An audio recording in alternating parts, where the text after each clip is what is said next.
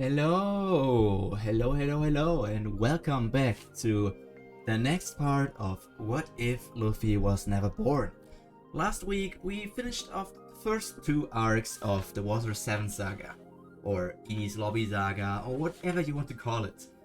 There wasn't much to talk about in the Long Ring Long Land stuff, but in Water 7 happened a lot, so if you haven't seen that, why not check it out?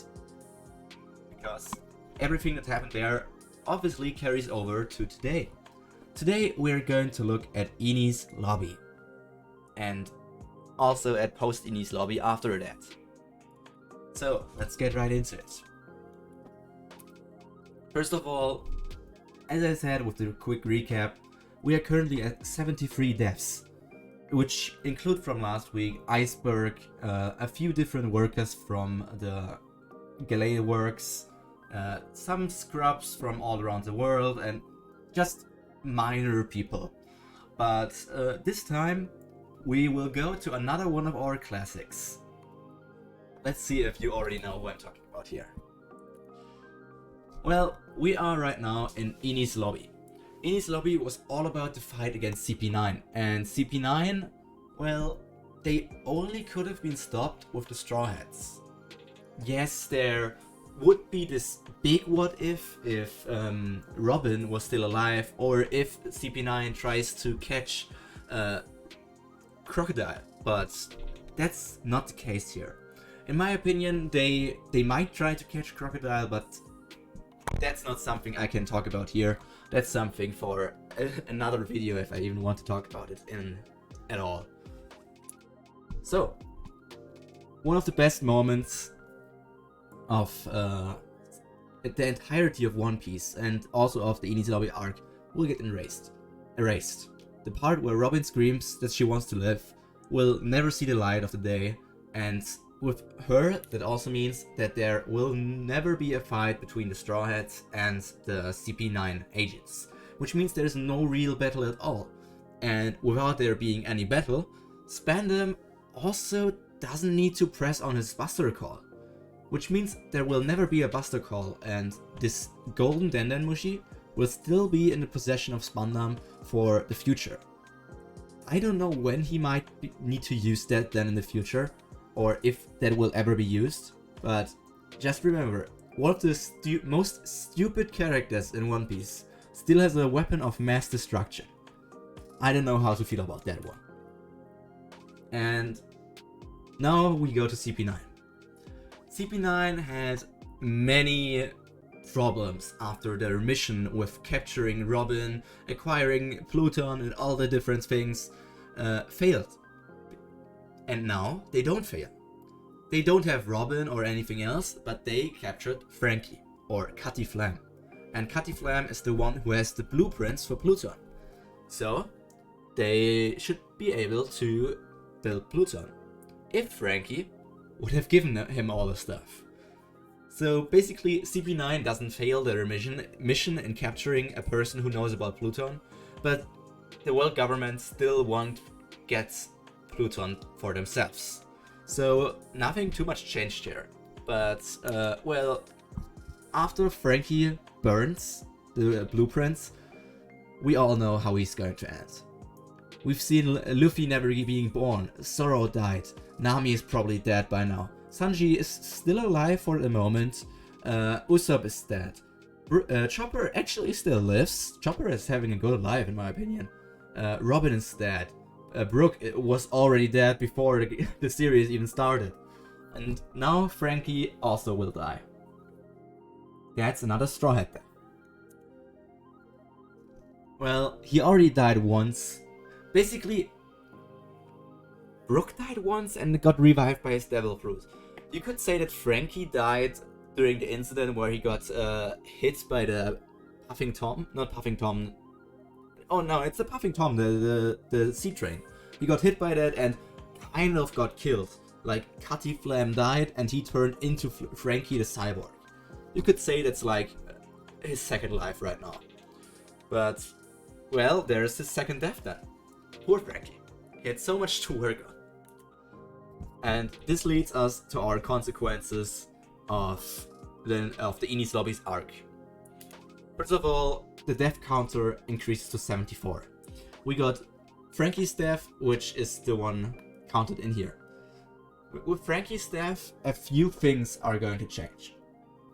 I mean, not only Frankie, but also Iceberg died last arc. That means the entirety of Galela works will need to be reformed under a new chef, new supervisor. And Frankie's people, all his fucks, they won't turn and work together with Galela Works, because that only happened because they learned about the connection between Frankie and Iceberg. So that's not happening. That means even though Galela Works, or maybe they rename it to honor Iceberg or something, into Iceberg Works, and it will probably be led by the few people who are still alive are some of the super, like, bigger workers, but I mean, Paulie is dead, Tilestone is dead, so there are not many big workers left there, so they will lose, like, their position as the leading ship working factory probably. And Frankie's people will just continue to do whatever they want on Water 7, wreak havoc and all this stuff. Obviously, without stuff happening in the arc, that means that CP9 will never have to go through the stuff that happened in the cover story. In the cover story, they tried to escape from Enies Lobby, and because of that, they were branded as traitors, and the world government was after them. So that means they lost their position as CP9 and as agents of the world government, and were basically just traitors. But this time they haven't failed, so they are not traitors. With all of that, I still think that Lucci and Kaku might need longer to get promoted to CP0. To be honest, other members might join them as well here, like Jabra, Bruno, or others, because now they don't have a reason to leave the world government. This is still something that I think is quite weird in One Piece. Just think about this. The world government branded CP9, and that includes Lucci and Kaku, as traitors of the world government, of the entire world. The Marines, of everyone. Technically speaking, they should have just received a bounty, and that's about it. They were branded as traitors, technically pirates or something. So, why the hell did they become CP0 agents? They got a promotion out of failing their mission, retreating from the thing without any like being told to do that, and now they get a promotion? Well, that doesn't make any sense. I still like the theory that Lucci and Kaku actually are not on the side of the world government anymore, and they just work for CP9 because they, I don't know, maybe they have a connection to revolutionaries now because they learned how bad the world government actually is. Or they actually are that brainwashed because they were trained from childhood that they just want to join again and they don't think about anything else. Another thing could be that the other CP9 agents we don't see joining CP0 are being held as hostages, and that's why those two had to join. Those two are the strongest people, and the others were held as hostage, and then they had to join to keep their friends, their former comrades, safe. But if that was the reason, then they should have included Jabra as well. But hey, we don't see that here, so in my opinion I like the spy theory for someone else, because I just don't understand why Lucci and Kaku would join an organization that already branded them as traitors and wanted to hunt them down. That just doesn't make any sense in my opinion. Yeah, I don't know if this is just a personal thing, but I really like wolves, and that's why Jabra is really cool. And why did they only do Kaku and Lucci? Or, like, why did Oda only do Kaku and Lucci? He could have included Jabra again, because that basically is the monster trio of CP9. So it would have made sense if he got included in that as well. But for some reason he was left out. And I would really like if we learn about more about why Jabra isn't in CP0 in the actual confrontation between the Straw Hats and CP0. Like, maybe we get a flashback to how Lucci and Kaku joined CP0, and that would be something that I find really cool. Then we know that the two giants from Ini's lobby, I don't think that they will die on that island, because they probably will be kept on a marine ship and then get escorted to Marineford or somewhere else where they need to continue working for them. But those two won't know that their captains, Dory and Broggy, are still fighting on Little Garden. So they will continue to work for the world government without knowing that they are basically slaves who don't need to work for them. Which is a sad fate for those two giants. And I don't know if we will see them again. So if we think about this, Hyrudin, who we met at Dressrosa, is the captain of the new giant pirates, or whatever he calls his crew. And that was inspired by Dory, Broggy, and all these other people.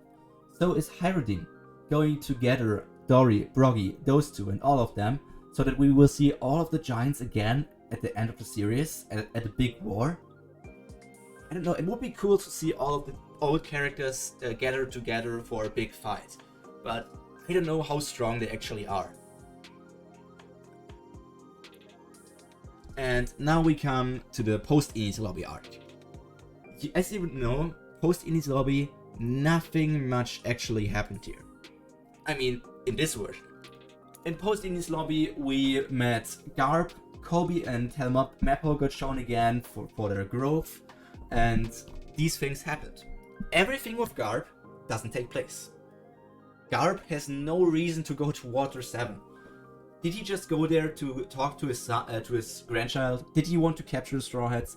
I'm not really sure about it right now, but all the reasons that could be there don't exist anymore. And also, Kobe is still with Elvida, and at least for now, probably.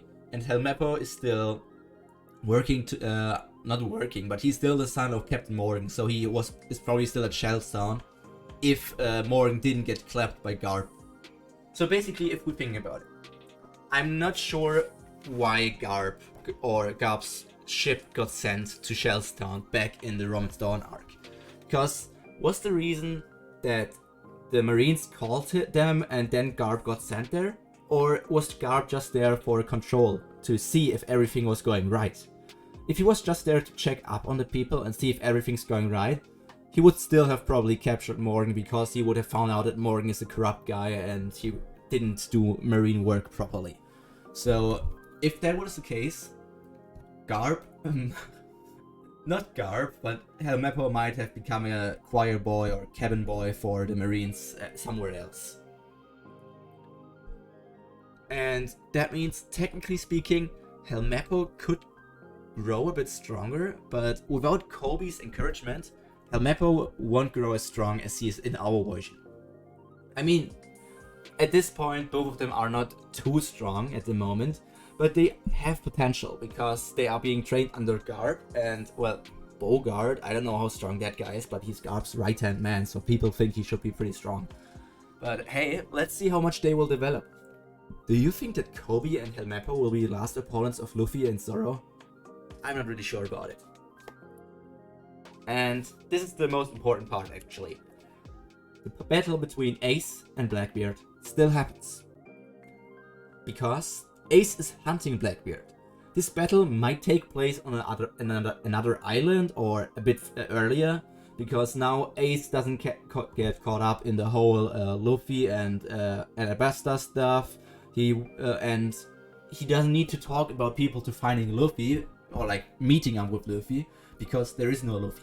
So he's just going around alone with no brothers left and hunts down Blackbeard because he wants to do that. Even if Shanks is trying to warn Whitebeard about Ace trying to capture Blackbeard. So that means Ace gets captured. And with Ace getting captured, we will lead into into the classic war in the future. But for now, we are done with the post-Ini's lobby arc and also the Water 7 saga. Next week, we are going to check up into the next saga. The saga which is only one arc long, and it's actually, I know it's like, some people didn't like it, but I really like Thriller arc. And Moria is a cool character in my opinion, and he's going to play a big role in my What If in the future. So, let's see how the Thriller Bark saga turns out next week. Until then, have a great week, and hear you again on the next Monday. Pyro out.